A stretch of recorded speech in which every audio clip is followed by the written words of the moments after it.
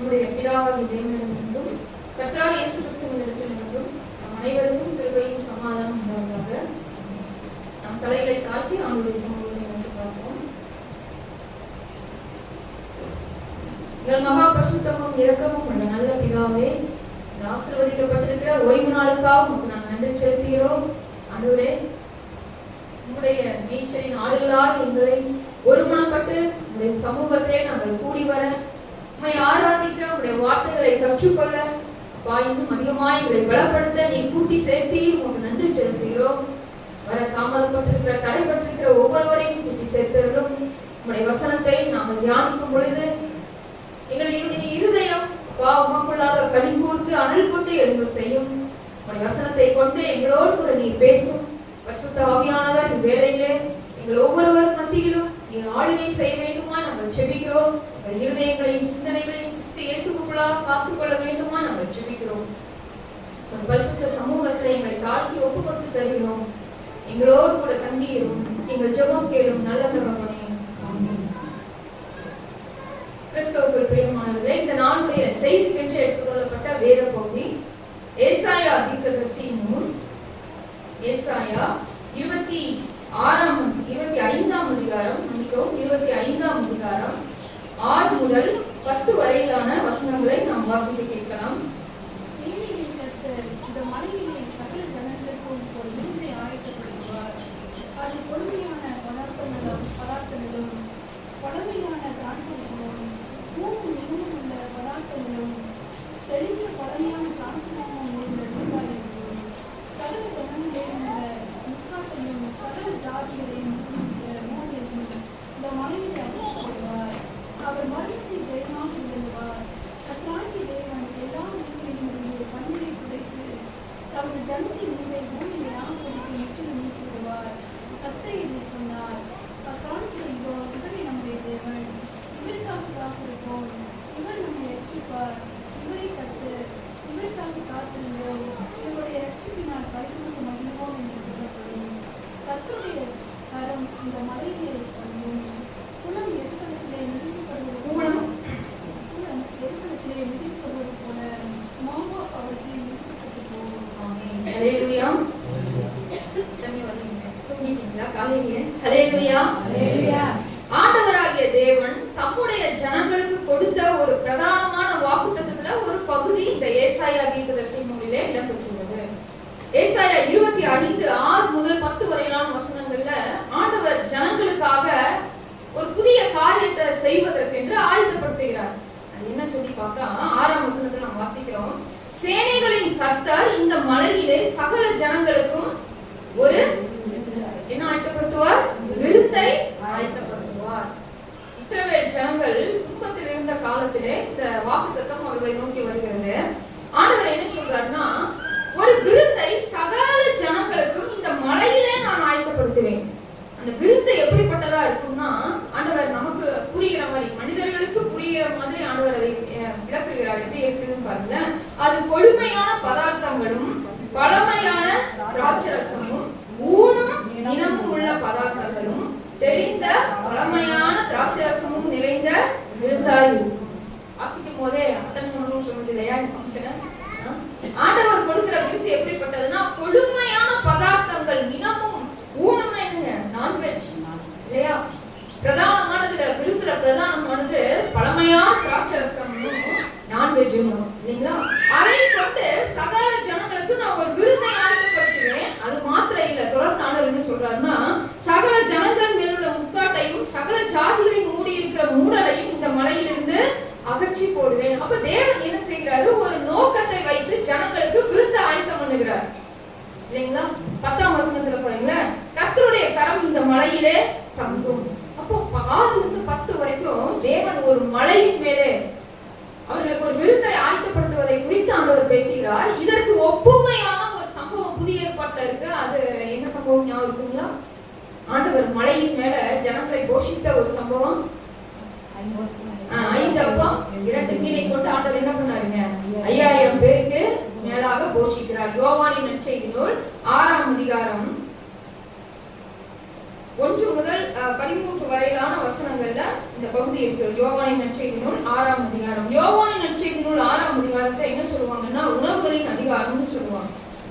யோவானின் நற்செய்தி நூல் 6ஆம் அதிகாரத்தை உணவுகளின் அதிகாரம்னு சொல்லுவாங்க. அந்த 1ஆம் வசனத்திலிருந்து 71 வசனம் வரைக்கும் பாத்தீங்கன்னா உணவுகளை பற்றி தான் இருக்கும். சரீர உணவு, ஆவிக்குரிய உணவு, தேவன் தன்னை குறித்து இயேசு கிறிஸ்து வெளிப்படுத்தும் போது நானே வானத்திலிருந்து இறங்கி வந்த ஜீவ அப்பம், என்னை புசிக்கிறவன் மரித்தாலும் பிழைப்பான் என்று சொல்லி எல்லா வார்த்தைகளும் இந்த யோவான் 6ஆம் அதிகாரத்துல தான் இருக்கு. உணவுகளின் அதிகாரம்னு சொல்லுவாங்க. சரிங்களா? இந்த யோவான் 6:1-10 நம்ம பார்க்கிறோம். ஜனங்கள் ஆண்டவருடைய பிரசங்கத்தை கேட்கும்படிக்கு மலையின் மேல வர்றாங்க இல்லைங்களா? அவருக்கு திரளான கூட்டம் பின் செல்றாங்க. 3ஆம் வசனத்துல நம்ம வாசிக்கலாம். யோவான் 6:3. இயேசு மலையின் மேல் ஏறி அங்கே தம்முடைய சீஷரோடு கூட உட்கார்ந்தார். இயேசு மலையின் மேல ஏறி தம்முடைய சீஷரோடு உட்காரும் பொழுது திரளான ஜனங்கள் என்ன பண்றாங்க? அவருடைய வசனத்தை கேட்கும்படிக்கு வருகிறார்கள். 3 நாட்களாக ஆண்டவருடைய பாதத்துல அமர்ந்து அவங்க என்ன பண்றாங்க? வசனத்தை கேட்டுட்டு இருக்காங்க. அப்போ ஆண்டவர் என்ன பண்றாரு? 3 நாள்னா எல்லாரும் ஏதோ ஒரு சில உணவுகளை கொண்டு வந்திருப்பாங்க, அதை அவங்க எடுத்திருப்பாங்க. 3ஆம் நாள் முடியும் போது கண்டிப்பா யார் கையிலும் 3 நாளைக்கான சாப்பாடு என்ன ஆகாதுங்க? இருக்காது இல்லைங்களா? நம்ம ஒரு நாள் எடுத்துட்டு போவோம், ஒரு நாள் அல்லது 2 நாள் அதை வச்சு சாப்பிடுவோம். 3ஆம் நாள் நம்ம கையில எதுவும் இருக்காது. ஆண்டவர் என்ன நினைக்கிறாருன்னா, வெறுமையா இந்த ஜனங்களை நம்ம அனுப்ப முடியாது வீடுகளுக்குன்னு சொல்லி ஆண்டவர் போஷிக்கணும்னு நினைக்கிறாரு. எவ்வளவு நல்லவர் பாருங்க ஆண்டவர். ஆண்டவரிடத்துல வருகிற எந்த ஜனத்தையுமே ஆண்டவர் பட்டினியாகவோ வெறுமையாகவோ அவர்கள் குறிந்தவர்களாகவோ சரீரத்துல கூட ஆவியில ஆண்டவர் சந்தோஷத்தை அளவில்லாம கொடுத்து வசனத்தை கொடுத்துதான் அனுப்புறாரு. ஆனா சரீரத்துல கூட அவங்க கொய்து போய் தங்கள் வீடுகளுக்கு போவதை ஆண்டவர் என்ன பண்ணல? விரும்பல. இப்படிப்பட்ட ஒரு நல்ல தேவனை தான் நம்ம ஆராய்த்து கொண்டிருக்கிறோம். நம்ம ஆண்டவர் நம்மளே கரிசனை உள்ளவர், தேவன் நம்மளே விருப்பம் உள்ளவர், நம்முடைய சுக துக்கங்களிலே நம்முடைய நல் வாழ்க்கையிலே அவர் அக்கறை உள்ளவர், மிகுந்த அக்கறை உள்ளவர் தகப்பன். அந்த தகப்பனை நாம தகப்பனும் கூப்பிடலாம், ஆண்டவருக்கு கூப்பிடலாம், ஆராதிக்கிற ஒரு தெய்வமாக நம்ம கொண்டு இருக்கிறோம். இவ்வளவு வாக்கியம் உள்ள ஒரு ஜனங்கள் பாருங்க. இந்த இடத்துல என்ன சம்பவம் நடக்குது? பிலிப்பும் அந்திரேயாவும் சிறுவனை கொண்டுட்டு வந்து விடுறாங்க. ஆண்டவர் என்ன சொல்றாரு? 10ஆம் வசனத்துல பாருங்களேன். 9ஆம் வசனம் 10ஆம் வசனத்தை வாசிக்கலாம். இங்கே ஒரு பையன் இருக்கிறான். அவன் கையில 5 வாற்கோதுமை அப்பங்களும் 2 மீன்களும் உண்டு. ஆனாலும் அவைகள் இத்தனை ஜனங்களுக்கு எம்மாத்திரம் என்றான். இயேசு ஜனங்களை உட்கார வையுங்கள் என்றார். அந்த இடம் மிகுந்த புல் உள்ளதா இருந்தது. பந்தி இருந்த புருஷர்கள் ஏறக்குறைய 5000 பேர் இருந்தார்கள். இயேசு அந்த அப்பங்களை எடுத்து சோத்திரம் பண்ணி சீசர்களிடத்தில் கொடுத்தார். சீசர்கள் பந்து இருந்தவர்களுக்கு கொடுத்தார்கள். அப்படியே மீன்களையும் அவர் எடுத்து அவர்களுக்கு வேண்டிய மட்டும் கொடுத்தார். வேண்டிய மட்டும் ஆண்டவர் நமக்கு கொடுத்தார். 10ஆம் வசனத்துல வாசிக்கிற 9ல பிலிப்பும் அந்திரேயாவும் வராங்க, ஆண்டவர்கிட்ட வராங்க. ஒரு கேள்வியோட வராங்க, ஒரு பதிலோடையும் வராங்க. என்ன கேள்வி பதில்னா, அவங்க கையில என்ன இருக்கு? 5 அப்பங்களும் 2 மீனும் இருக்கு. ஒரு சின்ன பையன் வச்சிருக்கான். ஆண்டவர் போய் விசாரிக்க சொல்றாரு, என்ன இருக்குன்னு போய் பாருங்கன்னு. ஒரு சின்ன பையன், அவனால அவ்வளவு சாப்பிட முடிஞ்சிருக்கு, மீதியா வச்சிருக்கான். அதை எடுத்துட்டு வரும் பொழுது இத்தனை ஜனங்களுக்கு இதை வச்சு நம்ம என்ன பண்ண முடியும் அப்படின்னு ஒரு கேள்வி. இது ஏமாத்திரம், அந்த ஜனங்களுக்கு பத்தாது அப்படிங்கிற ஒரு பதிலோட ஆண்டவர்கிட்ட வர்றாங்க. ஆண்டவர் என்ன தெரியுமா முதல்ல சொன்னாரு? தேவனுடைய திட்டங்கள், தேவனுடைய சித்தம் எப்பொழுதுமே மனித சித்தத்துக்கு நேர் எதிரான ஒரு திட்டமா இருக்கும். அதை நம்ம இப்படி சொல்லலாம், ஆண்டவர் ஒரு விருப்பத்தை வைத்திருக்கும் போது, யோசனையை வைத்திருக்கும் போது, மனித யோசனைகள் தேவனுடைய யோசனைக்கு நேர் எதிராக நம்ம வைத்திருக்கோம். ஆண்டவர் என்ன சொல்றாரு? சீஷர் கேட்ட முதலாவது நீங்க அவங்களை என்ன பண்ணுங்க? பந்தியில அமர செய்யுங்க. அமர செய்த பிறகு விசுவாசம் இல்லாத இடத்துல தேவனுடைய கரம் செயல்படாது. தேவன் முதல்ல அவங்களை புள்ளின் மேலே பந்தி பந்தியாக அமர செய்கிறார். சீஷர்களுக்கு மட்டும்தான் தெரியும், ஜனங்களுக்கு தெரியாது. நமக்கு சாப்பாடு கிடைக்க போகுதுங்கிறது மட்டும்தான் ஜனங்களுக்கு தெரியும். ஆனா சீஷர்களுக்கு தான் தெரியும், கையில ஒண்ணுமே இல்லை. யோசிச்சு பாருங்க, நம்முடைய திருமண வீடுல பந்தி எல்லாம் உட்கார்ந்தாச்சு, ஆனா போடுறதுக்கு ஒண்ணுமே இல்லைன்னா எவ்வளவு ஒரு பதட்டம் இருக்கும், பரிமாறவங்களுக்கு எவ்வளவு ஒரு பதட்டம் இருக்கும் இல்லைங்களா? இங்க சீஷர்களுக்கு அவ்வளவு பதட்டம் இருந்திருக்கிறதுக்கு வாய்ப்பு இருக்கு. எல்லாரும் சுவாசிச்சிருப்பாங்கன்னு நம்ம சொல்ல முடியாது. சில பேருக்கு ஒரு பதட்டம் கூட இருந்திருக்கும். எத்தனை பேர் உட்கார்ந்து இருக்காங்க? 5000 பேர். 3 நாளா உட்கார்ந்து சாப்பாடு இல்லாம அனுப்பிச்சு விட்டா எப்படி இருக்கு யோசிச்சு பாருங்க. சும்மா போஸ்ட் இருந்தா கூட போயிருப்பாங்க. பந்தியில உட்கார வச்சதுக்கு அப்புறம் ஒண்ணு இல்லைன்னு யோசிச்சு பாருங்க. விசுவாசத்தோடு சீஷர்கள் இங்கே செயல்படுவதை நம்ம பார்க்கிறோம். தேவனுடைய வார்த்தையின் மேலே அளவில்லாத ஒரு நம்பிக்கையை வைத்திருக்கிறார்கள், அற்புதங்களை காண்பார்கள். எந்த ஒரு மாற்று கருத்து என்ன நடந்தாலும் நம்ம வாழ்க்கையில என்ன சூழ்நிலையில இருந்தாலும் சரி, தேவன் சொல்லிட்டாரு, அந்த வார்த்தை எவ்வளவு மோசமான சூழ்நிலைக்கு மத்தியிலும் நிறைவேறும் என்று சொல்லி விசுவாசிக்கிற ஜனங்கள் பாக்கியம் உள்ளவர்கள். அவர்கள் நிச்சயமாக தேவனுடைய கரத்தை காண முடியும். அல்லேலூயா. இங்க பந்தி இருக்க உட்கார வச்சதுக்கு பிறகுதான் தேவன் என்ன பண்றாரு, அப்பங்களை எடுத்து ஆசீர்வதித்து எல்லா ஜனங்களுக்கும் ஆண்டவர் போஷிக்கிறார். ஆனா இதுல தேவனுடைய விருப்பமும் மனுஷருடைய விருப்பமும் எப்படி இருக்குது, நான் என் தேவனோடு கூட எப்படி ஐக்கியமாக போகிறோம், அதுதான் இந்த பிரசங்கத்துடைய சாராம்சமே. அதுதான் சரிங்களா. இப்போ தேவனுடைய விருப்பத்தை பாருங்க. தேவனுடைய விருப்பம் என்னது? ஏசாயா 25 நம்ம வாசித்தோம். மலையிலே ஜனங்களுக்கு ஒரு விருந்தை, கொழுமையான ஒரு விருந்தை என்ன பண்ணணும், ஆயத்தம் பண்ணணும் இல்லைங்களா. தேவனோடு கூட நம்ம மகிழ்ச்சியா இருக்க முடிக்க தேவன் என்ன செய்கிறார், இந்த விருந்தை ஆயத்தம் பண்ணுகிறார். ஆண்டவர் இங்க யோவானில நம்ம பார்த்தோம், ஒரு ஒரு எளிமையான உணவா இருக்கலாம், ஆனா தேவன் எல்லா ஜனங்களுடைய தேவைகளையும் சந்திக்கும்படிக்கு ஆண்டவர் ஒரு விருந்து ஆயத்தம் பண்ணி ஜனங்களை என்ன பண்றாரு, போஷிக்கிறார். அப்ப சொன்னதை செய்கிற தேவனுடைய கரத்தை இங்க நம்ம பார்க்கிறோம். அந்த விருந்துல மனிதர்களுடைய பங்கு எப்படியெல்லாம் இருந்ததுன்னு நம்ம போய் பார்க்கிறோம். தேவனுடைய இருதயம் நமக்கு தெரியும். எப்போதுமே ஜனங்களை ஆசீர்வதிக்கதான் ஆண்டவர் விரும்புவார். இஸ்ரவேலை ஆசீர்வதிப்பதே கர்த்தருக்கு பிரியம். ஆண்டவர் தம்முடைய பிள்ளைகளை ஆசீர்வதிக்கதான் விரும்புறாரு. விருந்தோட எப்பவுமே தேவனோடு கூட நம்ம கழி போட முடியும். எந்த கலாச்சாரத்துல எடுத்துட்டாலும் இந்த விருந்து ரொம்ப முக்கியம். எல்லா கலாச்சாரத்திலும் வித்தியாசமான ஆடைகள் இருக்கலாம், வித்தியாசமான உணவுகள் இருக்கலாம் இல்லைங்களா. வித்தியாசமான கலாச்சார முறைகளை அவங்க பின்பற்றலாம். ஆனா எல்லா நிகழ்ச்சிகளையும் காமனா இருக்கிற ஒரு விஷயம் என்னன்னு கேட்டீங்கன்னா விருந்து. இந்த விருந்து மாறாது. ஏன் அப்படின்னா இந்த விருந்து எல்லாரையும் ஒண்ணு சேர்க்கும், எல்லாத்தையும் பிரிக்கவும் செய்யும் இல்லைங்களா. எல்லாரையும் ஒண்ணு சேர்க்கும். நேத்து நியூஸ்ல பாத்தீங்களா, நேத்து நியூஸ்ல கல்யாண பந்தியில ஒரு ஸ்வீட் வைக்காதனால கல்யாணம் நின்றுச்சு. பாத்தீங்களா அந்த நியூஸ? எனக்கு ஆச்சரியமா இருந்தது. ஏன்னா ஒரு ஸ்வீட் வைக்கலீங்கன்னா ஏதாவது ஒரு ஆல்டர்னேட் பண்ணிருக்கலாம் இல்லையா. ஏதோ சண்டை ஆயிடுச்சு, மொத்தத்துல அந்த கல்யாணம் என்ன ஆயிடுச்சு, நின்றுச்சு. ஒரு ஸ்வீட்ல நின்றுச்சு கல்யாணம். விருந்தை நம்ம சாதாரணமா எடுத்துக்கொள்ள முடியாது. என்ன நினைச்சிட்டீங்க, லெக் பீஸ் போட்டு இலையில விழுகாம எத்தனை இடத்துல பிரச்சனை வந்திருக்கும் தெரியுங்களா. லெக் பீஸ் ஏன் இலையில மட்டும் வைக்கல, இந்த உறவுக்கார முறையில நீ எப்படி என்னை அவமானப்படுத்தலாம், இந்த லெக் பீஸ்ங்கிறத எப்படி பாக்குறாங்க, மரியாதையா பாக்குறாங்க இல்லையா. அது எப்படி நீ என்னை அவமானப்படுத்தலான்னு சண்டை போட்டு பிரிச்சவங்க, ஒண்ணு இல்லாம கூரையெல்லாம் பிச்சு மேஞ்சவங்க நிறைய பேர் இருக்கிறாங்க. அப்போ விருந்து என்ன பண்ணும், ஒன்னும் சேர்க்கும். விருந்து என்ன பண்ணும், பிரிக்கவும் செய்யும். அதெல்லாம் ஞாபகம் வச்சுக்கணும். விருந்துல பாருங்க, கல்யாண விருந்துகள்ல எல்லாருக்குமே பிடிக்கும். நம்மளே ஒரு அழைப்பு கொடுத்தாங்க, எல்லாருக்கும் பிடிக்கும் தானே. எல்லாருக்குமே விருந்துக்கு போறதுன்னா பிடிக்கும். ஏன், சாப்பாடு சாப்பிடுறது மட்டும் இல்ல, அங்க என்ன பார்க்கலாம், சொந்த பந்தங்களை பார்க்கலாம், அங்க நண்பர்களை பார்க்கலாம், எல்லாரும் சேர்ந்து மகிழ்ச்சியா இருக்கலாம், எல்லாரும் சேர்ந்து பேசலாம், எல்லாரும் சேர்ந்து விளையாடுவோம், என்னென்னமோ பண்ணிட்டு இருப்பாங்க. விருந்து உண்மையிலே நன்மைக்காக தான் மனுஷனால கடைபிடிக்கப்படுது. ஆனா எல்லா நேரங்களிலும் இல்ல. சரி, இது மனிதனுடைய பார்வை. தேவனுடைய பார்வையில ஏன் ஆண்டவர் விருந்து ஆயத்தப்படுத்தணும்னு சொல்றாரு மலையில? ஏன் ஆண்டவர் விருந்தின் மேல ஏன் நோக்கமா இருக்காரு? ஒரு வசனத்தை வாசிக்கலாமா? வெளிப்படுத்தின விசேஷம் 3ஆம் அதிகாரம் 20ஆம் வசனத்தை வாசிக்கலாம்.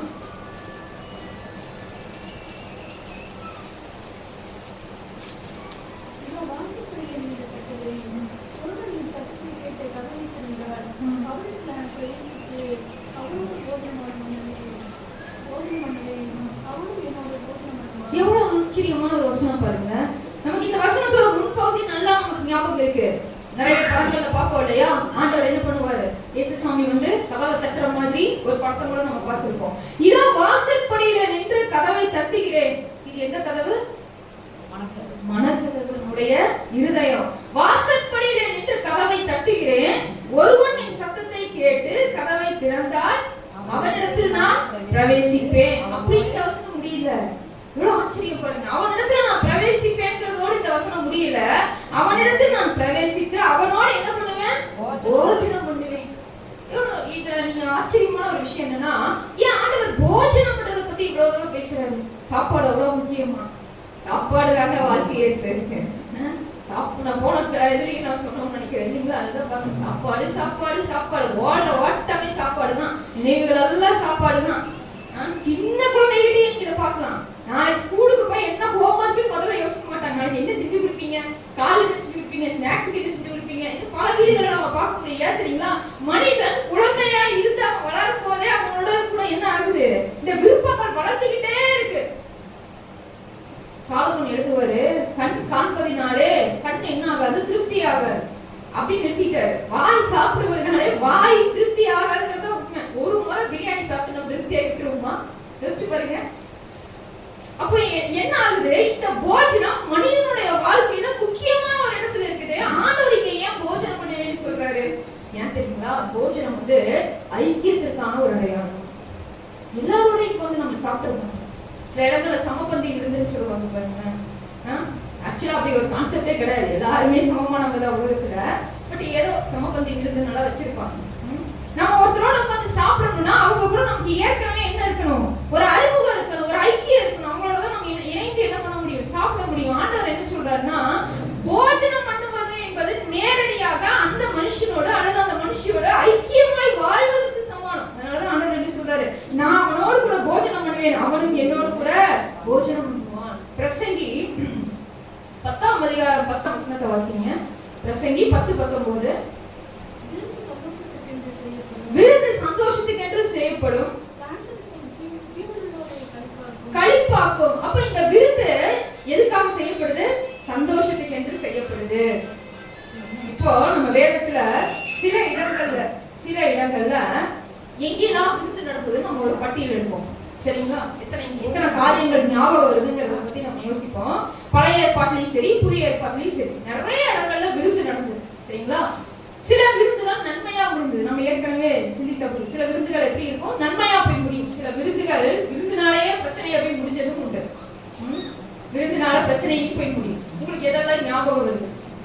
என்னென்ன விஷயங்கள், என்னென்ன விருந்து வேதாகமத்துல நன்மையா முடிந்தது, என்னென்ன விருந்து அல்லது என்னென்ன விருந்து நன்மைக்காக செய்யப்பட்டது, ஒரு நல்ல விஷயத்துக்காக செய்யப்பட்டது, என்னென்ன விருந்துல தீமைகள் நடந்தது, தேவனுக்கு பிரியமில்லாத நடந்தது, ஞாபகம் வருதுங்களா? Esther, very good. எஸ்தருடைய சம்பவம், எஸ்தருடைய புத்தகம் வந்து பாத்தீங்கன்னா ஆரம்பிக்கிறதும் விருந்துல, முடிகிறதும் விருந்துல. எஸ்தர் ராணி ராஜ பட்டத்துக்கு வந்தது காரணமே என்னதுதான், விருந்துதான். அகஸ்வேரு ராஜா என்ன பண்றாரு, ஒரு பெரிய விருந்து ஆயத்தம் பண்ணி எல்லாரையும் அழைக்கிறாரு. எல்லா பிரபுக்கள் 127 நாடுகள் இருக்கிற பிரபுக்களையும் அழைக்கிறாரு. அவங்க முன்னாடி தன் மனைவி வஸ்தியை வந்து நிக்க வைக்கணும்னு நினைக்கிறாரு, அவங்களுடைய அழகை காட்டணும்னு நினைக்கிறாரு. அதுக்கு வஸ்தி மறுக்கிறாங்க. வஸ்தி செஞ்சதுதான் ஞானமுள்ள காரியம், எந்த ஒரு பெண்ணுமே வரமாட்டான். அவங்க மறுக்கிறாங்க. இதனால கோபம் அடைந்த ராஜா என்ன பண்றாரு, வஸ்தியை தள்ளி விட்டுட்டு வேற ஒரு பெண்ணை தேடுறாரு. அப்படின்னா எஸ்தர் ராணி என்ன பண்றாங்க, உள்ள வராங்க. அப்போ ஒரு விருந்து தான் ராணியை உள்ள கொண்டு வந்து. அந்த புத்தகம் எப்படி முடியுது தெரியுங்களா? எப்படி முடியுதுங்க? விருந்துல முடியுது. அருமையான ஒரு பகுதி விருந்துல முடியுது. ஏன் தெரியுமா? ஆமான் என்ன செய்யறான், ஆமான் என்ன பண்றாங்க, முர்தெகாய்க்கு விரோதமாக ஒரு பெரிய தூக்கு மரத்தை செய்ய வைக்கிறான். ஆனா ஒரு விருந்து வச்சு ராணி என்ன பண்ணிட்டாங்க, ஆளை குடிச்சு கட்டிட்டாங்க இல்லையா? ஒரு விருந்து வச்சு ராஜாவுக்கும் ஆமானுக்கும் ஒரு விருந்து வச்சு தன்னோட விருப்பத்தை சொல்லி அந்த புத்தகமே அப்படிதான் முடியுது. பூரி என்னும் பண்டிகையை பூரியும் என்று மாற்றி தேவன் ஜனங்கள் எல்லாரையும் விடுதலை பண்றாரு. இஸ்ரவேல் ஜனங்களை அவங்க பெரிய பண்டிகையா விருந்து வச்சு கொண்டாடுறாங்க. எஸ்தர் புத்தகம் முழுதும் விருந்து தான். சரி, ஒண்ணு ஒரு சம்பவம். அடுத்து நீங்க வெரி குட். தானியேலும் அவரோட கூட அந்த நண்பர்களும் நாடு கடத்தப்பட்டு வரும் பொழுது ராஜாவுக்கு வைக்கப்படுகிற விக்கிரகங்களுக்கு வைக்கப்படுகிற போஜனத்திலிருந்து அவங்களுக்கு பங்கு வருது. ஆனா அவங்க என்ன பண்றாங்க, அதைய வேண்டாம்னு சொல்றாங்க, விருந்த வேண்டாம்னு சொல்றாங்க. அசுத்தமான விருந்து அவங்க என்ன பண்ணல, விரும்பல. பின்னால தானியேலுடைய பெல்ஷத்சார்ங்கிற ஒரு ராஜாவுடைய நாட்களில் என்ன ஆகுதுன்னா ஒரு பெரிய விருந்து நடக்குது. அங்க தேவனுடைய ஆலயத்தில் இருக்கிற பொற்பாத்திரங்களை மது ஊற்றி குடிக்கிறாங்க. அங்க தேவ தூதன் வந்து தேவனுடைய விரலனால எழுதுறாரு. எழுதும் போது அந்த ராஜ்யம் என்ன ஆகுது, அந்த இரவே முடிய போட்டது. அப்போ அந்த விருந்து தீமையில முடிந்தது. வேற என்ன விருந்தெல்லாம் சவுல் தாவீது ராஜா அபிஷேகம் பண்ணப்படும் போது என்ன ஆகுது, ஒரு விருந்து வைக்கிறார்.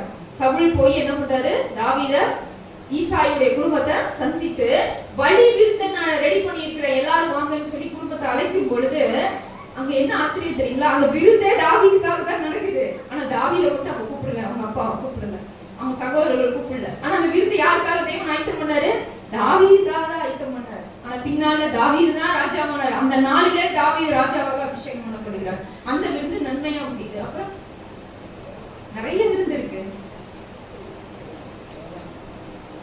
யோவான்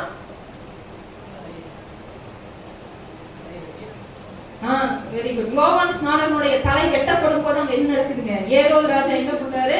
ஒரு பெரிய விருந்து வச்சு அது நடனம் ஆடும்படிக்கு ஏரோதியாளுடைய குமாரத்திய டான்ஸ் ஆட விடுறாங்க. அப்ப அவ என்ன கேக்குறா? யோவான்சனுடைய தலையை கேக்குறா. நல்லா புரியுது, யாருக்குமே கதை தெரியல. யோவான்சனுடைய தலையை கேக்குறா. அந்த விருந்து எதுல முடியுது? பாவத்துல முடியுது. ஏரோது செய்த விருந்து பாவத்துல முடியுது. இவ்வளவுதான் இருக்குன்னு நினைக்கிறீங்களா? எக்கச்சக்கமான விருந்து இருக்குது. அப்புறம் சிம்சோன் என்ன பண்ண தெரியுங்களா? தன் மனைவியை விட்டுட்டு வந்துட்டாரு கோவத்துல. மறுபடியும் ஒரு மனசு மாதிரி கொஞ்ச நாள் கழிச்சு ஒரு ஆட்டுக்குட்டியை எடுத்துட்டு மாமனார் வீட்டுக்கு போறாரு விருந்து சாப்பிடலான்னு. அங்க போகும்போதுதான் பிரச்சனை ஆகுது. அங்க என்ன பண்றாரு? எல்லாத்தையும் 30 பேர்த்த கொண்டு போட்டு திருப்பி வராரு. சிம்சோனுடைய வாழ்க்கையில விருந்து என்ன ஆகுது? பிரச்சனையில போய் முடியுது. அப்புறம் நிறைய இருக்காங்க. அப்புறம் எங்கேயும் ஆபிரகாம் என்ன பண்ணாருங்க? தன் பிள்ளை ஈசாக்கு பால் மறக்க பண்ணின போது எல்லாருக்கும் பெரிய விருந்து வைக்கிறாரு. சரிங்களா? யோபுடைய குமாரர்கள் வெரி குட். யோபுடைய வாழ்க்கை ரொம்ப முக்கியம். யோபுடைய வாழ்க்கையில மூத்த குமாரனுடைய வீட்டுல விருந்து நடக்குது. எல்லா குமாரர்களும் அவங்க வீட்டுல இருக்கிறாங்க. அப்ப என்ன ஆகுது? வானத்திலிருந்து சடிதியான ஒரு புயல் உண்டாகி எல்லாரையும் கவிழ்த்து போடுது. அப்ப யோபனுடைய வீட்டுல இருந்து நடைபெற்ற விருந்து தீமையில போய் முடிந்தது. அப்புறம் எத்தனை விருந்து இருக்குது பாத்தீங்களா? இன்னும் இருக்கு, இன்னும் நிறைய இருக்கு. ஈசாக்கு விருந்து வைக்கிறாரு, யாக்கோபு விருந்து வைக்கிறாரு. நிறைய விருந்துகள் இருக்கு. நிறைய விருந்துகளோட பட்டியல் இருக்கு. யோசேப்பு எகிப்துல என்ன பண்றாரு? தன் சகோதரர்களுக்கெல்லாம் மனம் திரும்பி வரும்போது விருந்து வைக்கிறாரு. சாலமோன் ராஜாவாக அபிஷேகம் பண்ணப்பட்ட போது தாவீது ஒரு பெரிய விருந்து வைக்கிறாரு. அதே மாதிரி சாலமோனும் ஒரு பெரிய விருந்து ஜனங்களுக்கு வைக்கிறாரு. 1 ராஜாக்கள் 3:15 இருக்கு. மிகப்பெரிய விருந்து வைக்கிறாரு. அப்புறம் சாப்பாட்டுல விழுந்து போன காரியங்கள் ஒரு சில ஞாபகம் இருக்குங்களா? சாப்பாட்டுல இதெல்லாம் ரொம்ப முக்கியம். போஜனத்துல நம்ம இது எல்லாத்தையும் பார்க்கணும். சாப்பாட்டுனால என்னென்ன இங்கெல்லாம் பிரச்சனை நடக்குது? சாப்பாட்டுனால நம்ம வீட்டுல நடக்கிற பிரச்சனை இல்ல. எனக்கு கொண்டு கூட உனக்கு கொண்டு கூட பிச்சுட்டு சட்டப்பட்டதெல்லாம் இங்க சொல்லக்கூடாது. வேதத்துல இருக்கிறது மட்டும். யாக்கோபு என்ன பண்றாருங்க? யாக்கோபு ஏசாவும் சிகப்பான அந்த கூழ் இல்லைங்களா? அந்த சிகப்பு கூழை வாங்கிக்கிறதெல்லாம் என்னாச்சு? சிரேஷ்ட புத்திர பாகமே போச்சு, ஏசாவுக்கு போச்சு. அடுத்து ஆதி பெற்றோர் பழத்தை சாப்பிட்டதுல என்னாச்சுங்க? மொத்தமும் போச்சு. அடுத்து வேற எங்கெல்லாம் பிரச்சனையாச்சு? சாப்பாடுனால எங்கெல்லாம் பிரச்சனையாச்சு? கெட்ட குமாரன் கதையில சரி ஓகே பண்ணி தவிர்க்க திங்கும் போதுதான் புத்தி வந்தது. சாப்பாடு ஒரு விதத்துல அவனுக்கு கிடைக்காதனால புத்தி வந்தது. அப்புறம் வேற எங்கெல்லாம் வந்தது? இப்ப புதிய ஏற்பாட்டுக்கே நம்ம வந்துருக்கோம். புதிய ஏற்பாட்டுல எங்கெல்லாம் விருந்து நடந்தது? எங்கெல்லாம் விருந்து நடந்தது? முக்கியமான விருந்தெல்லாம் இருக்கு புதிய ஏற்பாட்டுல. கானாவூர் கல்யாண வீடு. அங்கதான் முதல் ஆண்டவர் என்ன பண்றாரு? அந்த விருந்துலதான் முதலாம் அற்புதத்தை ஆண்டவர் என்ன பண்ணாரு? செய்தார். அப்புறம் என்ன விருந்து நடந்தது? மணர் ஆயிடுச்சு. ஆண்டவர் நமக்கு கொடுத்த ராபோஜனம் விருந்து இல்லைங்களா? பெரிய வியாழன் அன்னைக்கு ஆண்டவர் என்ன பண்றாருங்க? பஸ்கா பண்டிகையினுடைய விருந்த ஜனங்களோடு கூட அனுசரிக்கிறார். அடுத்து வேற எங்க விருந்து இருக்கு? லேவி என்னும் மாயக்காரன் ஒரு பெரிய விருந்து ஆயத்தம் பண்ணி இயேசுவையும் சீடர்களையும் கூப்பிடுகிறார். தன்னுடைய வீட்டுக்கு கூப்பிடுறாரு. சரிங்களா? ஆண்டவர் சொன்ன ஓமையில ஏதாவது விருந்து ஞாபகம் இருக்குங்களா? ஆண்டவர் சொன்ன ஓமையில கல்யாண வீட்டுக்கு அழைக்கிறார். ஒரு ராஜா ஒரு பெரிய விருந்து ஆயத்தம் பண்ணி என்ன பண்றாரு? கல்யாண வீட்டுக்கு அழைக்கிறார். ஏன் நம்ம இதை தியானிக்கிறோம்னா, இயேசு கிறிஸ்துவே நேரடியாக சொன்ன வசனங்கள். இயேசு கிறிஸ்துவே நான் அவனோடு கூட சேர்ந்து அவனோட போஜனம் பண்ணுவேன்னு சொன்ன வசனம். அதே போல ஆண்டவரே நேரடியாக சொன்ன ஓமை, ஒரு ராஜா விருந்து ஆயத்தம் பண்ணி எல்லாரையும் அழைக்கிறார். அப்போ இயேசு கிறிஸ்து இந்த மலையின் மேல ஏசாயா 25 நம்ம வாசித்தோமே, மலையின் மேல விருந்தை ஆயத்தம் பண்ணி ஜனங்களை அழைக்கிறார் இல்லைங்களா? எதற்காக ஆண்டவர் அழைக்கிறார்? என்ன செய்ய போறாரு? எதற்காக? நம்ம விருந்து சாப்பிட்டு திருப்தி ஆயிட்டு போவதற்கு ஆண்டவர் அழைக்கிறாரா? இல்ல. நமக்கு ஒரு நோக்கத்தை தேவன் வச்சிருக்கிறாரு. தேவனுடைய விருந்தை அநேகர் அந்த ஓமையில என்ன பண்றாங்க? அசட்டை பண்ணிட்டு போறாங்க. அப்ப எல்லாருமே என்ன பண்றது இல்ல? தேவனுடைய விருந்துக்கு தகுதி உள்ளவர்களா வருவது இல்ல. மத்தேயு 8ஆம் அதிகாரம் 11-12 வாசிக்கலாம். மத்தேயு 8:11-12.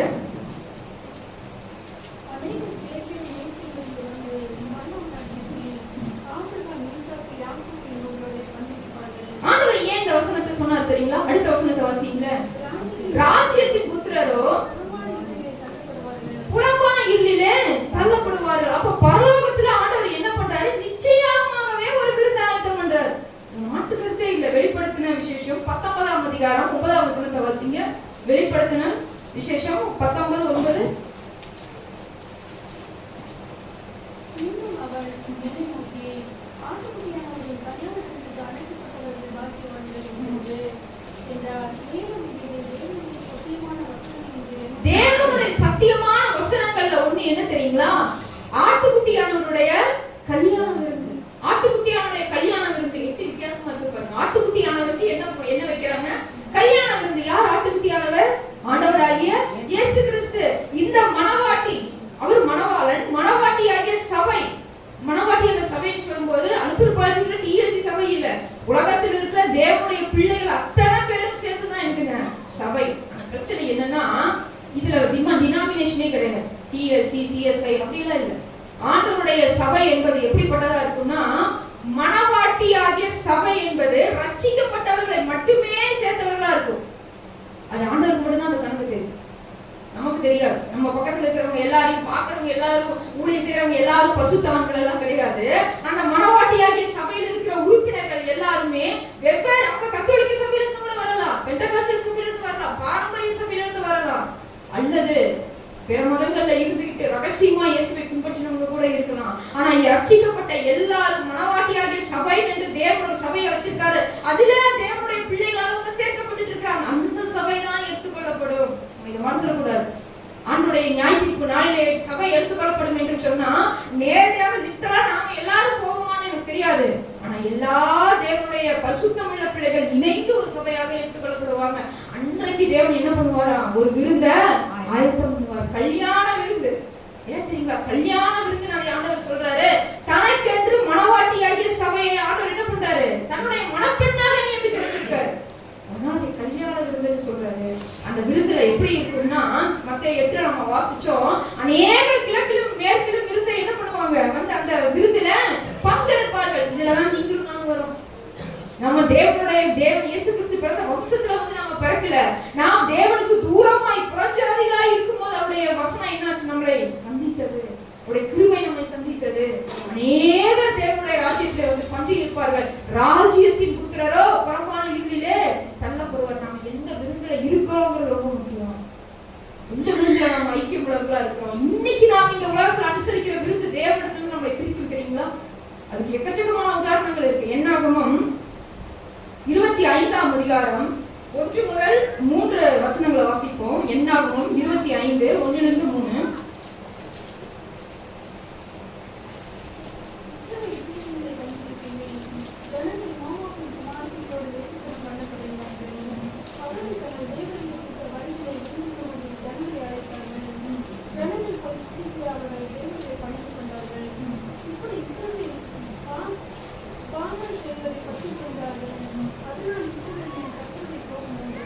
ஆண்டவர் தம்முடைய ஜனங்களை விடுதலை உள்ளவர்களாக அடிமைத்தனத்திலிருந்து விடுவித்து வாழும்படி எகிப்திலிருந்து என்ன பண்றாரு? அழைச்சிட்டு வந்திருக்காரு. அவங்க அப்படியே வனாந்தரத்துல வந்துட்டு இருக்கும்போது சீத்தீம்ங்கிற ஒரு இடத்துல பாளையம் போட்டு அங்க தங்கி இருக்கிறாங்க. என்ன பிரச்சனையாச்சு தெரியுங்களா? ஜனங்கள் மோவாபின் குமாரத்திலோட வேசித்தனம் பண்ண தொடங்கினார்கள். ஆண்டவர் எப்படி அந்த வேசித்தனத்தை பார்க்கிறார்? எங்க அந்த வேசித்தனம் தொடங்குதுன்னா, அடுத்த வசனம் பாருங்களேன். அவர்கள் தங்கள் தேவர்களுக்கு இட்ட பலிகளை விருந்துண்ணும்படி ஜனங்களை அழைத்தார்கள். ஜனங்கள் போய் புசித்து அவர்கள் தேவர்களை பணிந்து வந்தார்கள். இந்த பிரச்சனை ஆரம்பிக்கிறது பாத்தீங்களா? சாப்பாடு சாதாரணமா நம்ம நினைக்கிறோம் விருந்துன்னு. ஆனா தேவன் இல்லாத விருந்து பாவத்திலே முடியும். அதனால தேவன் நம்மளை எச்சரிச்சுட்டே இருக்காரு. தேவன் இல்லாத விருந்து பாவத்துல முடியும். நம்ம வீட்டுல நம்ம சின்னதா கூட ஒரு விருந்து ஆயத்தம் பண்ணலாங்க. ஆனா அதுல கூட நம்ம எச்சரிக்கையா இருக்கும். விருந்து கழிப்பை தரும். ஆனா விருந்து பிரச்சனையில தேவன் இல்லாத ஒரு இடத்த கொண்டு போய் நிறுத்தும். எத்தனை வீடுகள்ல இன்னைக்கு சாதாரணமாக மதுபாட்டல்களோட விருந்து செய்யறாங்க. யோசிச்சு பாருங்க. இது எவ்வளவு பெரிய பாவம் தெரியுங்களா? அதுக்கு நம்ம கிறிஸ்தவர்களா இருக்க வேண்டிய அவசியமே இல்லையே. விருந்துனாலே சில பேருடைய மைண்ட் எங்க போயிருங்க, அங்க போய் முடிச்சாதான் அது விருந்து முடிச்ச மாதிரி. எவ்வளவு பெரிய அசிங்கமான பாவம் தெரியுங்களா? தேவன் இல்லாத விருந்து பாவத்துலதான் முடியும். இங்க ஜனங்கள் பசுத்தம் உள்ளவங்க தான், அதாவது தேவன் அழைக்கப்பட்டவங்க தான். ஆனா மற்றவர்கள் அவர்களை அழைக்கும் போது இவர்கள் என்ன பண்ணிருக்க கூடாதுங்க? போகக்கூடாது. விருந்து தேவனை விட்டு நம்ம பிரிச்சிடும். தேவனோடு கூட களி கூடுவதுதான் மெய்யான விருந்து. அதுதான் ஆண்டவர் சாலமோன் மூலம் எழுதி வைக்கிறாரு. சமாதானத்தோடு கூடிய இலைக்கறி நல்லது. சண்டையோடு கூடிய கொழுத்த கறியை சாப்பிடுவதை பார்க்கிறோம். சமாதானோடு கூடிய இலைக்கறி சாதாரணமான உணவுகள் நல்லது. இதுக்கு நம்ம அடிமையா இருக்கிறோம். இந்த வாய் நம்மளை கெடுத்து போட்டு இந்த போஜனம் நம்மை ஒன்றில்லாம ஆக்கிடும். இங்க இஸ்ரவேல் ஜனங்கள் மற்றவர் பெண்கள் கூப்பிட்டாங்கன்னு சொல்லி அந்த விருந்துக்கு போனாங்க. மற்ற ஜனங்கள் கூப்பிடுறாங்க, அந்த விருந்துக்கு போறாங்க, சாப்பிட்டாங்க. சாப்பிட்டா புத்தி மாறிடுச்சு. அடுத்து என்ன பண்ணிட்டாங்க? அந்த தேவர்களுக்கு பலியிட்டு அவங்களை வணங்க ஆரம்பிச்சிட்டாங்க. ஆண்டவர் அவங்க மேல என்ன பண்ணாரு? கோபப்பட்டார். தேவன் இல்லாத விருந்து பாவத்துல முடியும். தேவன் இல்லாத இச்சைகள் எல்லாமே பாவத்துல முடியும். தேவன் வந்துட்டு போயிட்டாரு, இந்த பழத்தை புசிக்காதுன்னு சொல்லிட்டு போயிட்டாரு. அவர் இல்லாத நேரத்துல போய் அதை புசித்தாலும் அது எங்கதான் போய் முடியும்? பாவத்துலதான் முடியும். விருந்துக்கு நம்ம எச்சரிக்கையா இருக்கணும். நம்ம வீடுகள்லயே எச்சரிக்கையா இருக்கணும். நீதிமொழிகள் 17ஆம் அதிகாரம் 1ஆம் வசனத்தை வாசிக்கலாம்.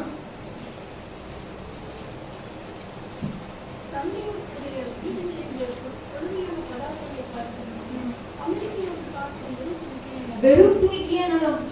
சாதாரண உணவு தான் நம்ம வீட்டுல இருக்கலாம், அது நல்லது. தேவனுக்கு பிரியமில்லாத ஒரு இடத்துல போய் அப்படி கொடுமையான பதார்த்தத்தை சாப்பிடுவதை பார்க்கிறோம். நமக்கு கிடைச்ச சாதாரண சாப்பாடு நல்லது. ஒரு தீர்மானம் எடுக்கலாம். இன்னைக்கு தேவனுக்கு பிரியம் இல்லாத ஒரு இடத்துல போய் நான் சாப்பிட மாட்டேன். ஒரு தீர்மானம் எடுக்கலாமே. நமக்கே தெரியும், மனசாட்சிக்கே தெரியும். ஆண்டவர் உங்களுக்கு உணர்த்துவார். நிச்சயமா இந்த இடத்துல ஆண்டவர் பிரியமில்ல, நமக்கு போக கூடாதுங்கிறது நிச்சயமா ஆண்டவர் உணர்த்துவார். அதையும் மீறி நம்ம அங்க போறோம்னா நாக்கு கடுமையாயிதான் அங்க போவோம். வேற எதுக்காகவும் போக மாட்டாங்க.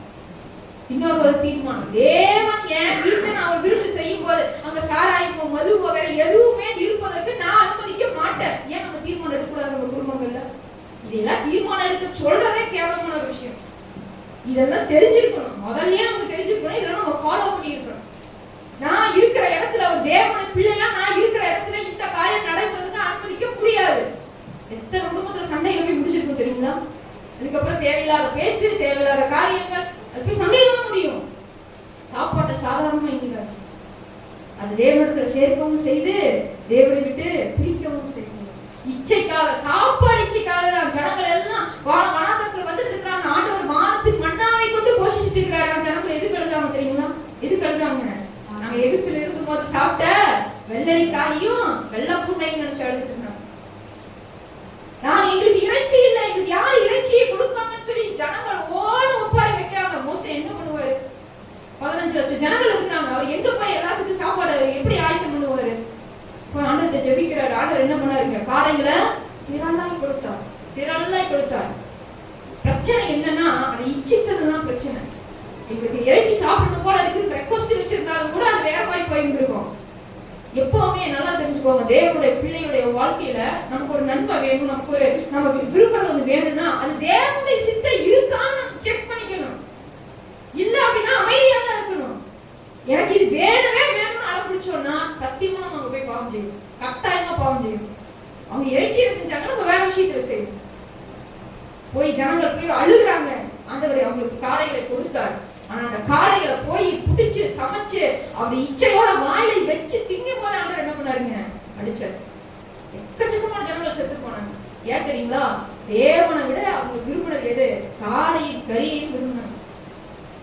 ஞாயிற்றுக்கிழமை முடிச்சு போய் மட்டன் எடுக்கிற நேரத்துல என்னென்ன பேச்சு பேசிட்டு இருக்கோம் பாருங்க. முக்கியம், விருந்து ரொம்ப முக்கியம். ஆண்டவர் நம்மோடு கூட போஜனம் பண்ணும்படிக்கு நம்முடைய இருதயம், நம்முடைய வீடும் பரிசுத்தம் உள்ளதான் பேணப்பட வேணும். அது இந்த இடத்துல நம்ம இச்சைகளுக்கு இடம் கொடுத்துட கூடாது, அசுத்தங்களுக்கு இடம் கொடுக்க கூடாது. சரி, ஆண்டவர் விருந்து ஆயத்தம் பண்ணா இருக்கீங்களா? அதுல என்ன ஆண்டவருடைய விருப்பம் இருக்குது? இப்ப திருப்பி அந்த வசனத்தை வாசிப்போம். ஏசாயா 25 7ஆம் வசனம் 8ஆம் வசனத்தை வாசிக்கலாம். சகல ஜனங்களிலும் உள்ள உட்காட்டையும் சகல ஜாதிகளும் மூடிக்கிற மூலையும் இந்த மலையை அகற்றி கொள்வார். அவர் மரணத்தை ஜெயமாக விடுவார். கர்நாடக தேவன் எல்லா ஊர்களிலும் இந்த மண்ணில் கொடுத்து தமது ஜனத்தை விட்டு பூமியிலாக போய் முற்றிலும். தேவனுடைய விருப்பம் என்ன தெரியுங்களா? ஆண்டவர் எல்லா ஜனங்களையும் கூட்டிட்டு வந்து அவங்களை திருப்தியாக்கி, இதை புதிய ஏற்பாட்டில் நம்ம யோவான்ல வாசிச்சோம். எல்லா ஜனங்களுக்கும் வசனத்தை கொடுத்து அவங்களை திருப்தியாக்கி ஆண்டவர் வெறுமை அனுப்பல. அவங்களுடைய கண்ணீரை தேவன் என்ன செய்யறாரு? துடைக்கிறார். இதுதான் ஆண்டவருடைய மிகப்பெரிய ஒரு விருப்பம். சும்மா ஆண்டவர் விருந்து வைக்க கூப்பிடல. பரலோகத்திலையும் அப்படிதான். பரலோகத்திலையும் நம்ம பார்த்தா ஆட்டுக்குட்டியோட கல்யாண விருந்து நடக்கும். பரலோகத்துல ஒரு பெரிய டைனிங் டேபிள் போட்டு அத்தனை பேர் கூட எவ்வளவு பெரிய விஷயமா இருக்கும் பாருங்க. எவ்வளவு பெரிய விருந்து ஆண்டவர் இருப்பாரு, எப்படி கொடுத்திருப்பாருன்னு தெரியல. நம்ம போய் தான் பார்க்கணும் இல்லைங்களா? அவனுடைய பரலோக ராஜ்யத்துல ஆண்டவர் வைக்கிற விருந்து எப்படி இருக்கும்னு. தேவன் எல்லா ஜனங்கள் மேல இருக்கிற முக்காட்டை, அவமானத்தை, நிந்தையை அகற்றி போட்டு அவர்கள் கண்ணீரை துடைப்பார். அதுதான் தேவனுடைய விருப்பம். சும்மா சாப்பிட்டு சந்தோஷமா மொய் எழுதிட்டு போறது இல்ல. ஆண்டவருடைய காரியம் எல்லாமே நீதியும் சமாதானம் உள்ளது. தேவனுடைய ராஜ்யம் புசிப்பும் குடிப்பும் அல்ல. நல்லா நம்ம புரிஞ்சுக்கணும். தேவனுடைய ராஜ்யம் புசிப்பும் குடிப்பும் அல்ல. அங்கே தாகமும் இராது, கண்ணீரும் இராது, துக்கமும் இராது, சஞ்சலமும் இராது. இதுதான் தேவனுடைய ராஜ்யம். அந்த ராஜ்யத்துக்குள்ள தேவன் எப்படி அழைக்கிறார் தெரியுங்களா? இங்க உபத்திரவப்படுகிற ஜனங்களை அங்க ஆண்டவர் என்ன பண்றாரு? கூப்பிட்டு ஆட்சி தேய்ச்சி விருந்தளித்து ஆறுதல் படுத்தி அவங்களை பாதுகாக்கிறார். தேவனுடைய விருப்பம் என்னன்னா மரணத்தை ஜெயமாக விழுங்குவது, ஜனங்களை வாழ வைப்பது. இப்ப ஜனங்களுடைய விருப்பத்தை பாருங்கள. சாப்பிட்டு முடிச்சோடனே விருந்துக்கு அப்புறம் தேவன் கொடுத்த விருப்பம் இதுதான். சரிங்களா? ஜனங்களுடைய விருப்பம் என்னன்னு பாருங்க. யோவானின் நற்செய்தி 13ஆம் அதிகாரத்துல அந்த சம்பவத்திலேயே தொடர்ந்து நம்ம பார்க்க முடியும். 14ஆம் வசனம் 15ஆம் வசனத்தை வாசிக்கலாம். யோவான் 6:14-15.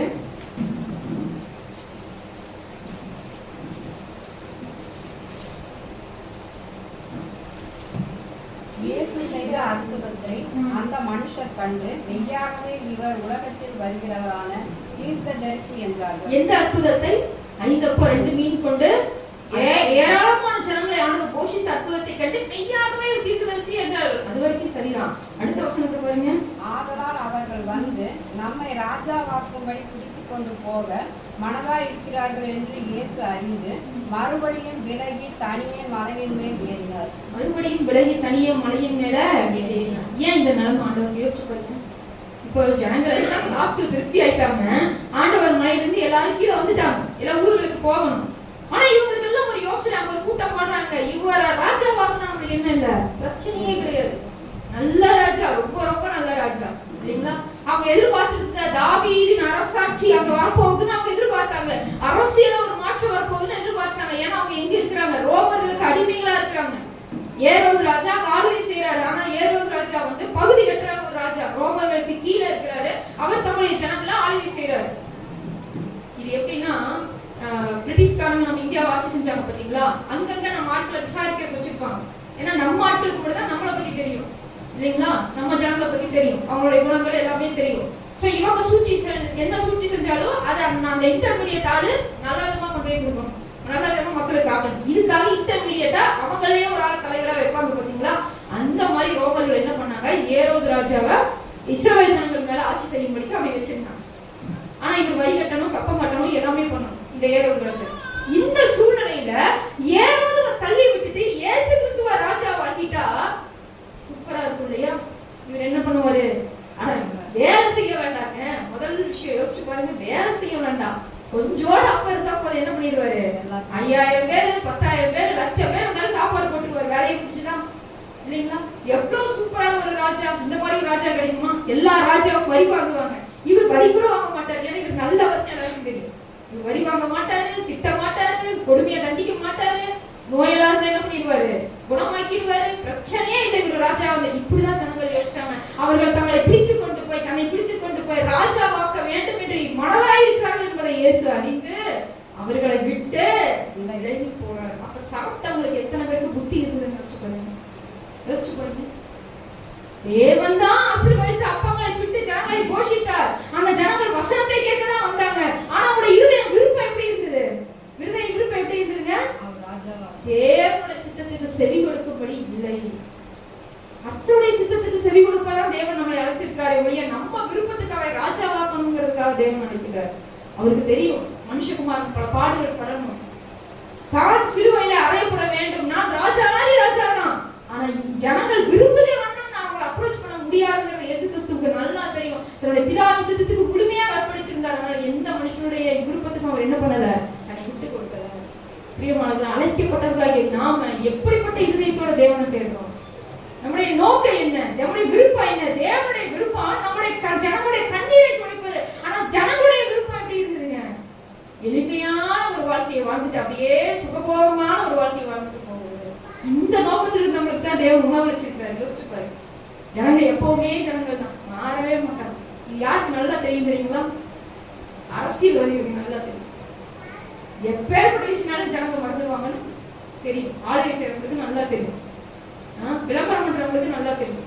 விளம்பரதாரர்கள் இருக்கிறாங்க பார்த்தீங்களா, விற்பனையாளர்கள், பிசினஸ் பீப்புள், அவங்களுக்கு நல்லா தெரியும். ஜனங்களை எப்படி மாற்றணுங்கிறது எல்லாருக்கும் தெரியும். எல்லாருமே ஆட்டு மந்தை தான். ஒருத்தர் ஒண்ணு சொன்னா அதெல்லாம் அப்படியே நம்பிடுவாங்க, அப்படியே நம்புவாங்க. தனித்து நின்று செயல்படுகிறவர்கள் மெய்யான கிறிஸ்தவர்கள், தனித்து நின்று யோசிக்கிறவர்கள், தேவனுடைய சித்தத்தை யோசிக்கிறவர்கள் மெய்யான தேவனுடைய பிள்ளைகள். எல்லாரும் செய்யலாங்கிறதுக்காக அதுக்கு சரியான ஒரு முடிவா இருக்க முடியாது. நம்ம தனித்து நின்று யோசிக்கணும், வேதத்தின் அடிப்படையில யோசிக்கணும். நேற்று கமாலியல்ங்கிற அந்த ஒரு ஐயா ஒரு மெசேஜ் பண்ணிட்டு இருக்காரு, கார்த்தி கமாலியல்னு நினைக்கிற ஒரு பேரு. ஏழை லாசரு செல்வந்தர் ஓமையில செல்வந்தன் தான் நல்லவன் பிரசங்கம் பண்ணிட்டு இருக்கிறாரு. தலை சுத்திடுச்சு, என்னடா அப்ப நல்லவனை கொண்டு ஏன் ஆண்டவர் நரகத்துல போட்டாருன்னு ஒரு கேள்வி இருக்குல்ல. கேள்வி கேட்கணும். யார் என்ன பிரசங்கம் பண்ணாலும் அது சரிதானு கேள்வி கேட்கணும். வெளியில இருக்கிற டிவி பிரசங்கியார்களெல்லாம் பணத்துக்கு தான் பிரசங்கம் பண்ணிட்டு இருக்காங்க. அதான் போய் கண்மூடித்தனமா நம்ம கேட்டு தவறான சரியத்தை நம்ம யோசிச்சுட்டு, நம்ம கையில ஆண்டவர் வேதத்தை கொடுத்துருக்காரு இல்லையா, இதை வாசிக்கணும், புரிஞ்சுக்கணும், கேள்வி கேட்கணும். யார் எதை சொன்னாலும் ஆட்டு முந்தைகளை போல நம்ம நம்ப கூடாது. இஸ்ரவேல் ஜனங்கள் விழுந்து போன அந்த பாவத்தினால, எந்த பாவத்தினாலுங்க? போஜனம் சாப்பிட்ட பாவத்தினால. லூக்கா 22ஆம் அதிகாரம் 27ஆம் வசனத்தை வாசிக்கலாம்.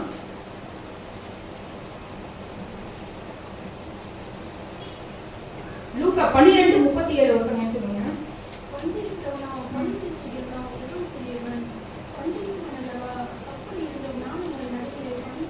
இந்த வார்த்தை யார் சொன்னதுங்க? ஆண்டவராகிய இயேசு கிறிஸ்து. சிலுவைக்கு போறதுக்கு முந்தின நாள் இரவு ஆண்டவர் பந்தி இருக்கிறவர்களாக சீஷர்களை உட்கார வைத்து வேலைக்காரன போல என்ன பண்றாரு? ஆண்டவர் பணிவிடை செய்கிறார். நமக்கு தலை சுத்து, என்னடா இது, ஆண்டவர் இப்படி செய்ய முடியுமா? நாம் ராஜாதி ராஜாவா பார்க்கிற ஒரு கர்த்தர் ஒரு வேலைக்காரனை போல, இது நமக்கு இப்ப புரியல. நம்ம வீட்டுல ஒரு வேலைக்கு ஒரு ஆள் வச்சிருந்தா, இது இந்த நாள்ல வழக்கம் இல்ல. இன்னைக்கு நாள்ல வேலைக்காரன் கிட்ட வேலை ஆகிறது ரொம்ப கஷ்டம். அந்த வழக்கம் இல்ல. அந்த நாட்கள்ல இருந்த வழக்கம் என்ன தெரியுங்களா? எஜமானுக்கு அவங்க அறை கட்டி கொண்டு வேலை செய்யணும். அவங்க போஜனம் முடிக்கிற வரைக்கும் முடிச்சுட்டு அதுக்கப்புறம் தான் போய் வேலைக்காரன் சாப்பிடணும். ஆனா அந்த பணியை இயேசு கிறிஸ்து செஞ்சுட்டு இருக்காரு. இது ஆச்சரியம் என்ன தெரியுங்களா? லூக்கா 12:37 வாசிங்களேன்.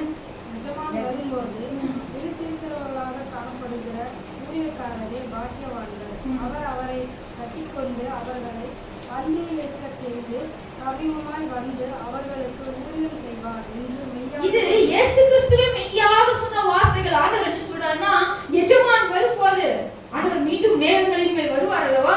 அவர் வரும் பொழுது விழித்திருக்கிறவர்களாக காணப்படுகிற ஊழியக்காரர் பாக்கியவான்கள். ஏதோ இயேசு கிறிஸ்து 12 சீடர்களுக்கு தான் அறை கட்டி கொண்டு பந்தியில எல்லா வேலையும் செஞ்சாருன்னு பார்த்தா ஆண்டவர் எல்லாரையுமே சொல்றாரு. எல்லாருக்கும் நான் பணிவிடை செய்வேன்னு ஆண்டவர் சொல்றாரு. யோசிச்சு பாருங்க. அவர் அறை கட்டி கொண்டு அவர்களை பந்தியத்தை செய்து சமீபமாய் வந்து அவர்களுக்கு ஊழியம் செய்வார். எப்படிப்பட்ட ஆண்டவர் யோசிச்சு பாருங்க. எப்படிப்பட்ட ஆண்டவர். ஒரு மனுஷன் கூட ஒரு தலைமை பொறுப்புல இருந்தா அவனால இறங்கி வந்து கீழே இருக்கிற வேலையை செய்ய முடியாது, செய்ய மனம் பெறாது.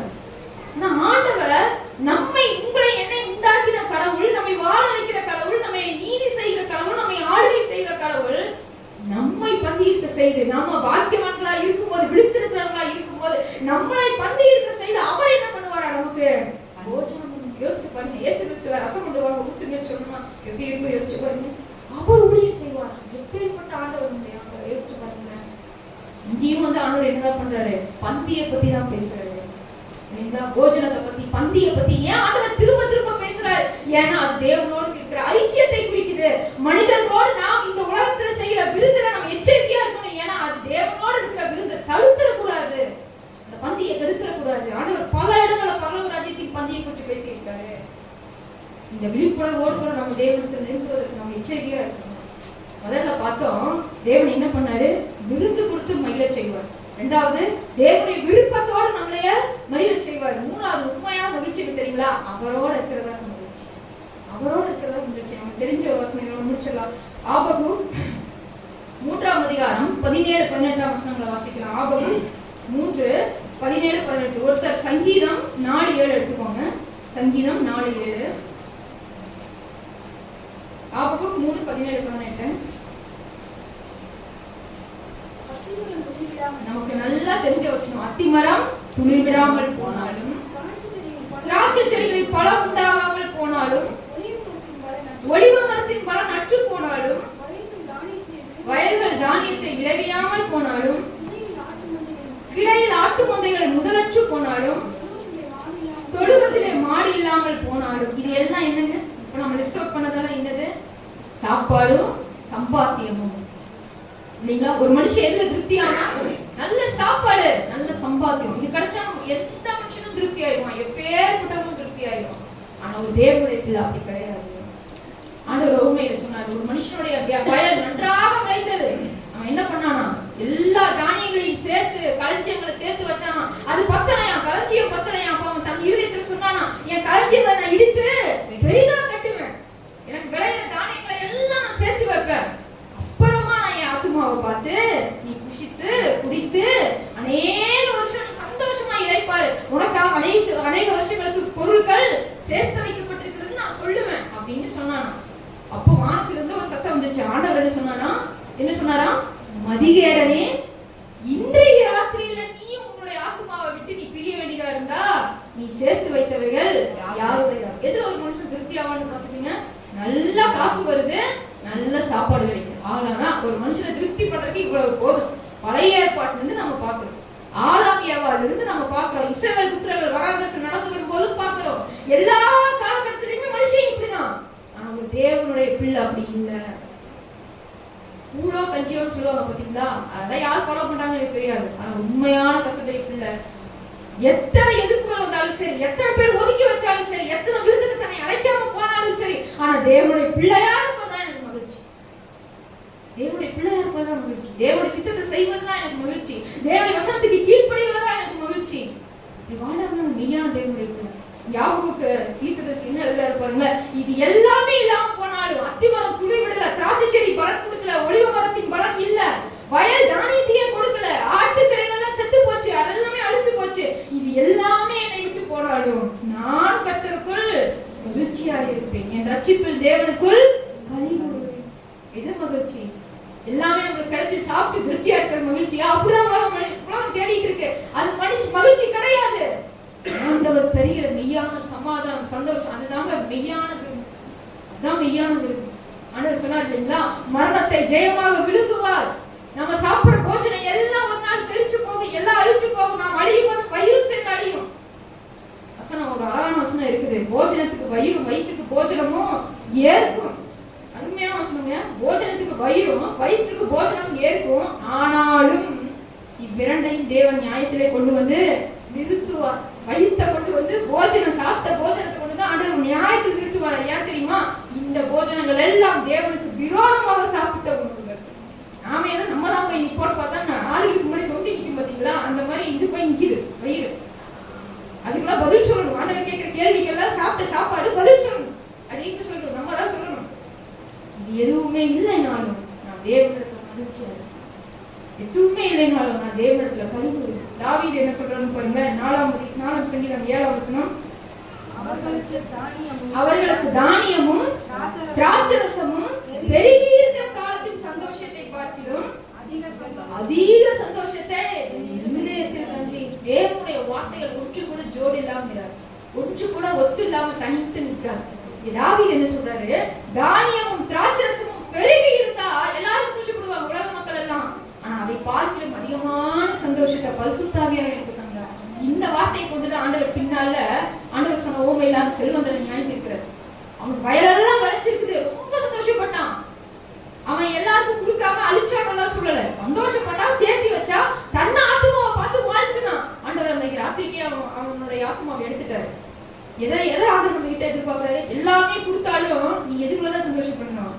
எனக்குள்ளதான் சந்தோஷப்படணும்.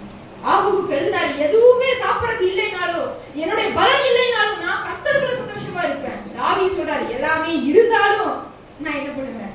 கர்த்தருக்குள்ளதான் சந்தோஷமா இருப்பேன், கர்த்தருக்குள்ளதான் மகிழ்ச்சியா இருப்பேன். தானியமும் திராட்சரசமும் பெருகி இருக்கிற காலத்துல எத்தனை சொத்து சம்பத்து வீடு வாசல் ஆஸ்தி எது பெருகி இருக்கிற காலத்தின் சந்தோஷத்தை பார்க்கலாம் அதிகமான சந்தோஷத்தை தேவனை நீர் எனக்கு கொடுத்தீங்க. அதுதாங்க மெய்யான சந்தோஷம், மெய்யான சந்தோஷம். அததான் நம்ம சுமந்துட்டு நம்ம போறோம். அந்த சந்தோஷத்தை சுமந்துட்டு தான் இங்க நம்ம இப்படி வாழ்ந்தாதான் அந்த சந்தோஷத்தை நம்ம அனுபவிக்க முடியும். அது கிடைச்சாதான் பரலோகத்துல இருக்கிற விருந்துக்கு நம்ம பாக்கியம் உள்ளவர்களா இருக்க முடியும்.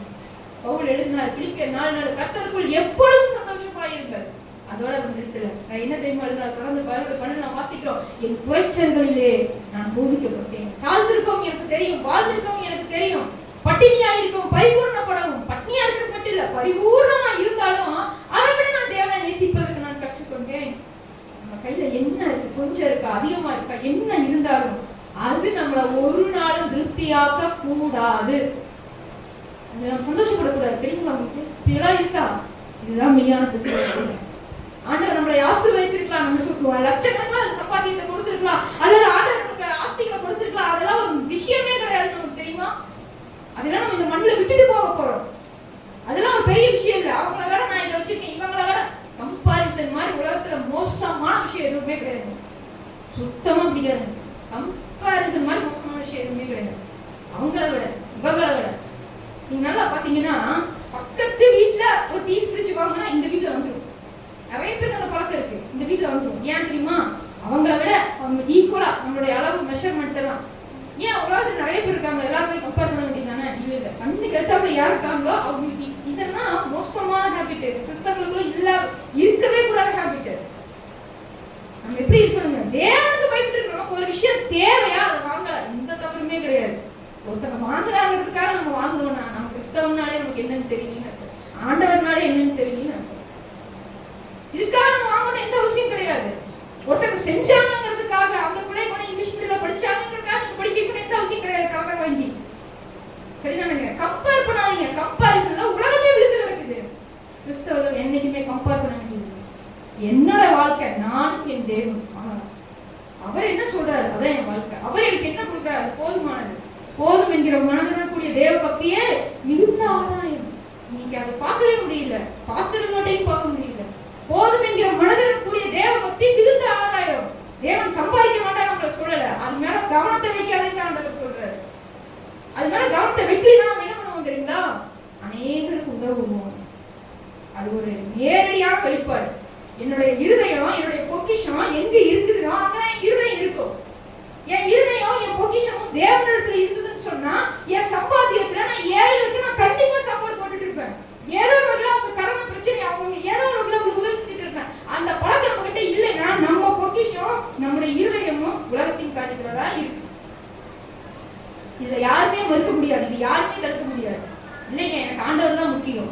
அப்போ உன்னோட சாப்பாட்டுல வெறும் 500 ரூபா தான் நீ சம்பாதிக்கிறீங்கனாலும் கூட அதுல ஒரு ஏழைக்கு ஒரு 50 ரூபா போயிட்டு இருக்கும். நல்லா தெரிஞ்சுக்கோங்க, தேவன் எல்லாவற்றையும் கணக்கு கேட்பார். வைத்தையே நியாயம் விசாரிப்பாரு, போஜனத்தை நியாயம் விசாரிப்பாருன்னு சொன்னா நம்ம சம்பாத்தியத்துல நம்ம எவ்வளவு அதிகமா தேவனுக்கு கணக்கு கொடுக்கணும்னு யோசிச்சு பாருங்க. நம்முடைய விருந்து தேவனோடு கூட இருக்கணும், நம்முடைய விருப்பம் தேவனோடு கூட இருக்கணும், நான் விண்ணவரோடு கூட இருக்கணும். இது நாம இந்த என்ன சொல்றது, இந்த ஃப்ளோவை நம்ம கரெக்டா ஃபாலோ பண்ணிட்டு இருந்தோம்னா தேவனோடு கூட நம்ம ஐக்கியமா வாழ்ந்துட்டு இருக்கிறோம்னு அர்த்தம். யார் தேவனோடு கூட ஐக்கியமாக வாழ்கிறார்களோ அவர்கள் தான் தேவனுடைய பிள்ளைகளாக அவருடைய பந்தியிலே, அவருடைய ராஜ்யத்திலே போஜனம் பண்ண முடியும். இந்த உலகத்துல நம்ம பண்ற போஜனம் எல்லாம் அழிஞ்சு போயிடும், எல்லாமே அழிஞ்சு போயிடும். இங்க சிலருக்கு குறைவா கிடைக்கலாம், சிலருக்கு அதிகமா கிடைக்கலாம். சில பேருக்கு எளிய உணவு தான் எப்பவுமே காலத்துக்கு சாப்பிடுவாங்க, சில பேர் எப்பவுமே ராஜ்யம் தான். ஆனா தேவனுடைய பந்தி எப்படி இருக்குதுங்களா? மெய்யான சமபந்திங்கிறது அங்கதான். மெய்யான சமபந்தி, எல்லாரும் ஒரே அளவு, எல்லாரும் ஒரே மாதிரி ட்ரீட் பண்ணப்படுவாங்க, எல்லாருக்கும் ஒரே மாதிரி தேவன் போஷிப்பார், எல்லாரையும் சமமாக நேசிப்பார். எல்லாரும் வேறுபாடு இருக்கவே இருக்காது. இன்னைக்கு நம்ம மனுஷங்களை எத்தனை வேறுபாடு பார்க்கிறோம்? கலரை வச்சு, குணத்தை யாருமே பார்க்கறது இல்லைங்க, பணத்தை வச்சு இல்லையா, கலரை வச்சுட்டு, படிப்பை வச்சுட்டு எவ்வளவு வேறுபாடுகளை பார்க்கிறோம். எதையெல்லாம் பார்த்து நம்ம பழகிற மனுஷங்க கிட்ட. ஆனா பரலோக ராஜ்யத்துல அப்படி ஒரு வேறுபாடு கிடையாது. அந்த வாழ்க்கையை இங்க வாழ்ந்து காட்டதான் தேவன் நம்மை அழைத்திருக்கிறார். அந்த மாதிரி நம்ம வாழணும், கிறிஸ்துவை போல வாழணும். சில பிராக்டிகலான இஷ்யூஸ் எடுத்து சொல்லும் போது கசக்குது, மனசுக்கு வலிக்குது. ஆனா உண்மை அதுதான். நம்ம அதைதான் மாத்திக்கணும், நம்ம இடத்துல தவறு என்று நாம் கண்டுபிடிச்சோம்னா அதை நம்ம திருத்தி கொண்டு தேவனுடைய பிள்ளையா வாழணும். அதுக்குதான் தேவன் நம்ம அழைத்திருக்கிறார். அவங்களுக்கு தான் தேவன் விருந்து வைப்பார். அநேகர் கிழக்கிலும் மேற்கிலும் இருந்து வந்து பரலோக ராஜ்யத்திலே ஆபிரகாம், ஈசாக்கு, யாக்கோபு பார்த்துட்டீங்களா? நம்ம யாரும் பார்த்ததில்ல, அவர்களோடு பந்தி இருப்பார்கள். ராஜ்யத்தின் புத்திரரோ புறம்பான இருளிலே தள்ளப்படுவார்கள். தேவனோடு கூட பந்தி இருக்கிறவன் பாக்கியவான் இல்லைங்களா? இயேசு கிறிஸ்து இந்த பூமியில வாங்கி சின்ன வயசுல இந்த மாதிரி நிறைய ஆசை வரும். இயேசுப்பா இந்த உலகத்துல வாழ்ந்தப்ப நம்மளும் எங்கேயாவது பிறந்திருக்கலாம், நம்மளும் வாழ்ந்திருக்கலாம், அவர் சும்மா பார்த்திருக்கலாம். ஆனா அந்த வாழ்க்கையை விட மேலான வாழ்க்கையை தேவன் இப்பவும் நமக்கு கொடுத்திருக்கிறார். என்ன தெரியுங்களா? அவருடைய பசுத்த ஆவியை நமக்கு கொடுத்திருக்கிறார். சகலவற்றையும் குறித்து சரி தவறுன்னு போதிக்கிற பசுத்த ஆவியானவரை தேவன் நமக்கு கொடுத்திருக்கிறார். அவர் நமக்கு போதிக்கிறார், ஒவ்வொரு முறையும் நமக்கு போதிக்கிறார். அந்த சத்தத்துக்கு நம்ம கீழ்ப்படணும்னு சொன்னா முடிவில்லாத ராஜ்யத்துல தேவனோடு இருந்து சாப்பிடுறவங்களா இருக்கும். தேவன் கதவை தட்டுவாரே ஒழிய கட்டாயப்படுத்தி யார் உள்ளத்துல என்ன பண்ண மாட்டாரு, நுழைய மாட்டாரு.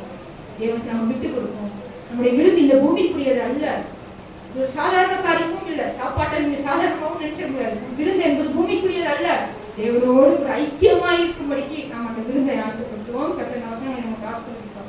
நாம் தலையை தாழ்த்தி அவனுடைய மகா பரிசுத்தமும் இரக்கமுள்ள நல்ல பிதாவே, உடைய வார்த்தைகளுக்காக நன்றி செலுத்துகிறோம். ஆண்டவரே, மெய்யாகவே நீர் எங்களுக்காக ஒரு விருந்தை, எங்களுக்காக ஒரு பந்தியை ஆயத்தப்படுத்தி இருக்கிறேன் சுவாமி. உம்முடைய ஆண்டவரே ராஜ்யத்திலே உம்மோடு கூட ஆண்டவரே நாங்கள் அந்த விருந்திலே ஐக்கியமும் பங்கு உள்ளவர்களாய் இருக்கும்படிக்கு கர்த்தரை எங்களை ஆசீர்வதித்தருங்க. இந்த பூமிக்குரிய ஆண்டவரே விருந்திலே நாங்கள் கவனம் உள்ளவர்களாய் இராதபடிக்கு எல்லாவற்றிலும் எங்களை தாழ்த்தி எங்களுடைய சரீரங்களையும் நாங்கள் ஒடுக்கி உம்முடைய பரிசுத்த ஸ்தலத்துக்கு நேராக ஒப்பு கொடுக்க எங்களுக்கு உதவி செய்யுங்க. பரிசுத்த நாமத்தை கொண்டு ஆண்டவரே நீர் எங்களை வழி நடத்துங்க. உமது வார்த்தைகள், உமது வசனத்தை கொண்டு நீர் எங்கள் ஆத்மாவை போஷித்தருங்க. உமது வசனம் சத்தியம் சுவாமி. பரிசுத்த கருத்தில் ஒவ்வொருவரையும் தாழ்த்தி ஒப்பு கொடுக்கிறோம் நல்ல பிதாவே. ஆமென்.